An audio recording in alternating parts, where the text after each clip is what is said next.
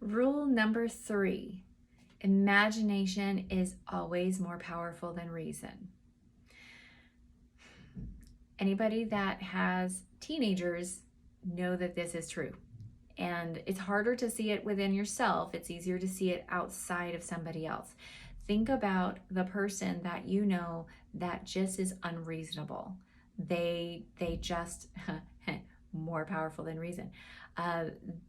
You can tell them all the amazing things in the world, but if they see the world as sad or terrible or dangerous, that is how the world is going to be.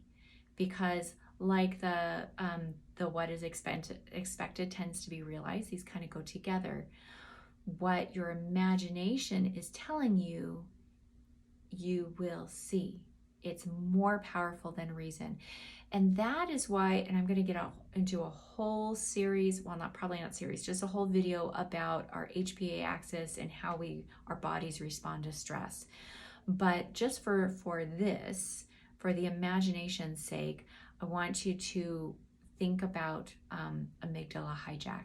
If you don't know what that is, that's what happens when you have a panic attack, when something triggers you and you just show up in a way that is not like you. In fact, people might say, "Who are you today?" Or you might, at the end of your rant or your or whatever happens, you're just like, what did I do? I wasn't going to yell anymore. I promised myself I wasn't going to yell, and there it goes, and I didn't have any control. That's because your imagination is back in your subconscious, which is where your amygdala is. Your amygdala is your fight or flight response, and that happens fast. It's supposed to happen fast to keep us safe.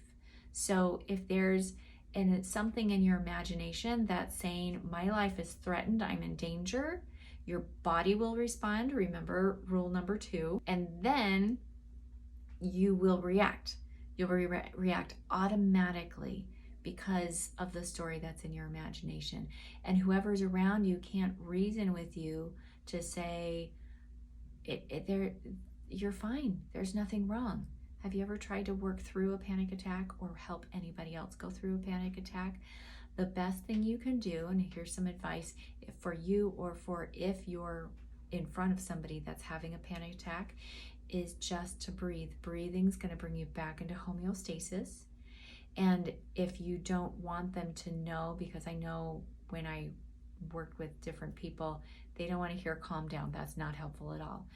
And they would even be frustrated if I said, okay, just take a deep breath.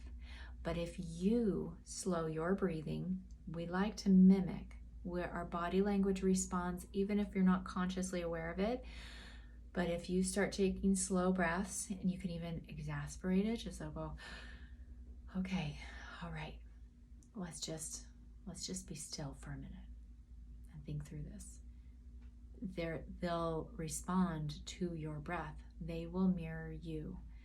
If you can remember it all to breathe in the panic attack, that's going to bring you out of the fight or flight response into your parasympathetic so you can relax.